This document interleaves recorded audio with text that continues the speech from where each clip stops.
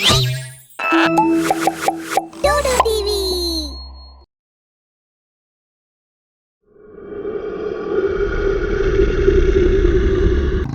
महेश शहर से गांव आ रहा था।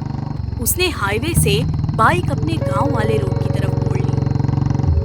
तभी जंगल वाले सुनसान रास्ते में उसे एक औरत दिखी जिसकी गोद में एक बच्चा भी था। महेश बाइक उसके पास ले जाता है। जी सुनो, मैं रायपुर गांव का हूँ। रात काफी हो चुकी है, बाइक पे बैठ जाओ, मैं तुम्हें छोड़ देता हूँ। वैसे तुम किस गांव की हो? पर वो औरत कुछ नहीं बोलती है, बस आगे की ओर चलती रहती है। ओ जी डरो मत, मैं कोई बदमाश नहीं हूँ। वो औरत फिर कोई जवाब नहीं देती है। महेश बाइक का हॉर्न बजाता है और वो औरत पलटती है और वो बच्चा महेश की बाइक पर फेंक देती है। महेश बच्चे को देख चिल्लाने लगता है। वो एक जिंदा बच्चा नहीं था, बस एक बच्चे के शरीर का आगे वाला हिस्सा था। पीछे से वो पूरी तरह खोखला था। तभी वो औरत चुड़ैल बन जाती है। उसके मुंह से खून टपकने लगता है। अब ले चल अपने गांव, ले चल। तेरे गांव के सारे बच्चों की रीढ़ की हड्डी खाऊंगी, उसका खून पीऊंगी। महेश माने डर के चिल्लाने लगता है और बाइक काफी तेजी से भगाने लगता है। वो चुड़ैल उसका पीछा करने लगती है। गांव पहुंचते ही महेश पीछे देखता है, पर पीछे कोई नहीं होता। घर पहुंचकर वो सारी बात अपनी बीवी रीमा को बताता है। तुम्हें कितनी बार बोला है कि हॉरर फिल्में मत देखा करो। मैं सच कह रहा हूँ, वो सच में चुड़ैल थी। हाँ ठीक है, मैं भी सच कह रही हूँ। आज से घर में हॉरर फिल्म बंद। खाकर दोनों सोने चले जाते हैं। गांव में पूरी तरह सन्नाटा होता है। तभी महेश के दोस्त अनिल के घर की घंटी बजती है। अनिल की बीवी कोमल घंटी सुनकर जाग जाती है। अजी उठो, जाकर देखो तो इतनी रात में कौन आया है। एक तो अभी अभी तुम्हारा बेटा रोते रोते शांत हुआ, जरा सी नींद आई, अब तुम चिल्लाने लगी। जाकर देखो तुम, मुझे सोने दो। कोमल दरवाजा खोलती है। सामने वही चुड़ैल खड़ी होती है। चुड़ैल उसे धक्का देकर अंदर आ जाती है। कोमल वहीं बेहोश हो जाती है। फिर चुड़ैल उसके बच्चे को गोद में उठा लेती है। बच्चा रोने लगता है। फिर ये रोने लगा। तुमने अपनी ही तरह अपना बेटा पैदा किया है, कभी चुप ही नहीं होता। इसे मैं आज हमेशा के लिए चुप करा देती हूँ। हड्डी खाने में, इसका खून पीने में मजा आ जाएगा। इतनी डरावनी आवाज सुन अनिल जाग जाता है। सामने इतनी भयंकर चुड़ैल देखकर वो डर जाता है, पर अपनी बेटी को चुड़ैल की गोद में देख उसकी गोद से अपने बच्चे को छीनने लगता है। चुड़ैल अनिल के बच्चे को अपने मुंह में दबा लेती है और दोनों हाथों के नाखून अनिल के पेट में घुसा देती है।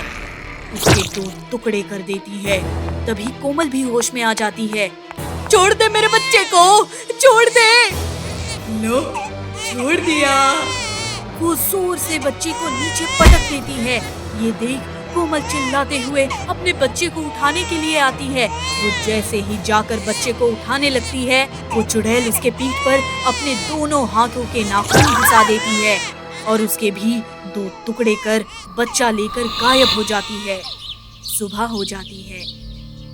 रीमा महेश से कहती है, चाय के लिए चीनी नहीं है, मैं अनिल के यहाँ से मांग लाती हूँ।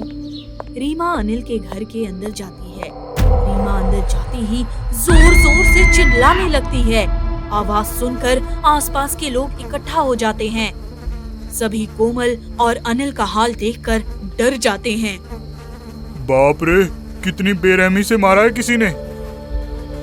मुझे तो ये किसी जानवर की करतूत लगती है। पर इसका बच्चा कहाँ है? लगता है उस जानवर ने इसके बच्चे को खा लिया और इन लोगों को मार दिया। कहीं अब वो हमारे घरों पर हमला ना करे। गांव के सभी लोग डर डर कर रहने लगते हैं।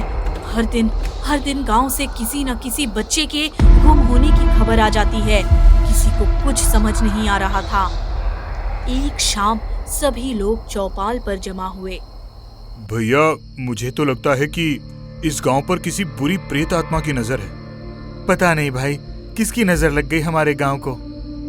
तुम लोग मेरी बात का यकीन नहीं करोगे, पर मैंने उस जंगल वाले रास्ते में एक चुड़ैल को देखा था, एक बच्चे को खाते हुए। तभी गांव के सबसे बुजुर्ग और मंदिर के पुजारी महंत दादा महेश की बात सुन चौंक जाते हैं। फिर उन्होंने कुछ मंत्र पढ़ा और अचानक चिल्ला उठे, किसी ने अपने आप की बलि देकर शैतानी शक्ति ली है।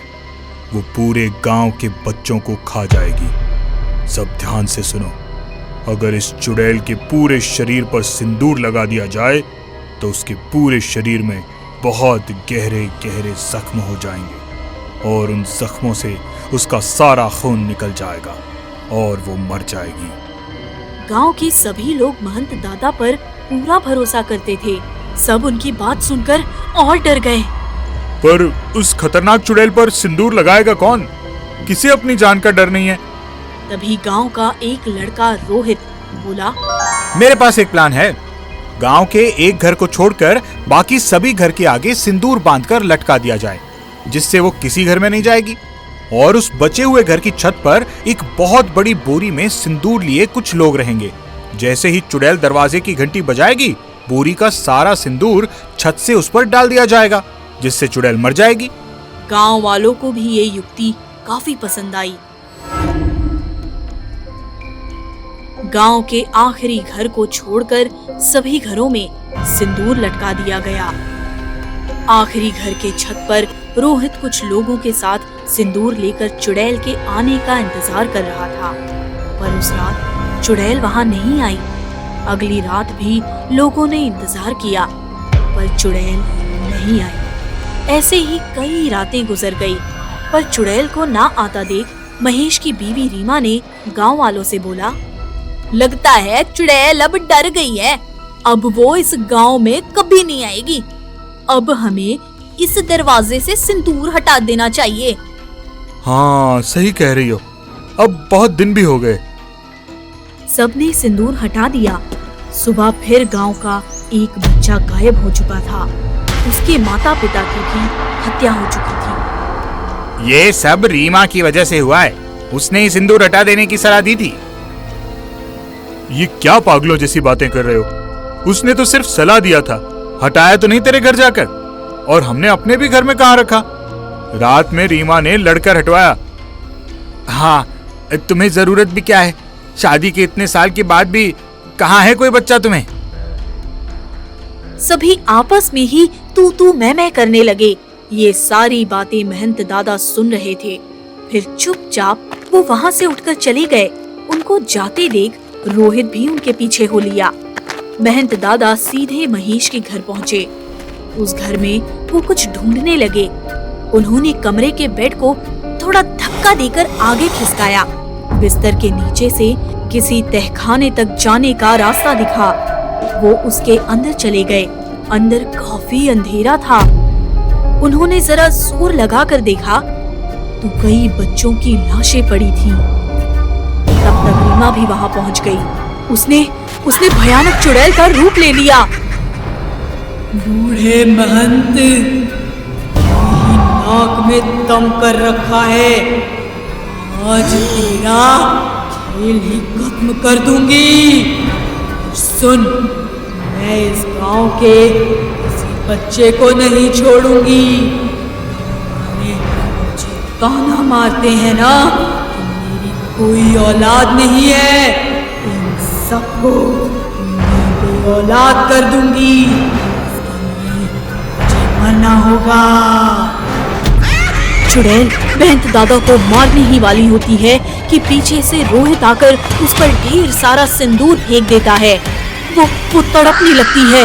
रोहित लगातार उस पर सिंदूर फेंकता रहता है जब तक चुड़ैल तड़पते तड़पते मर जाती है। चुड़ैल के खत्म हो जाने से गांव वाले चैन की सांस लेते हैं और महंत दादा और रोहित का बहुत बहुत धन्यवाद करते हैं। अगर आपको हमारी वीडियो पसंद आई है तो ऐसी और भूतिया वीडियोस देखने के लिए हमारे चैनल को सब्सक्राइब करें। अभी बेल आइकन दबाएं क्योंकि डरना जरूरी है।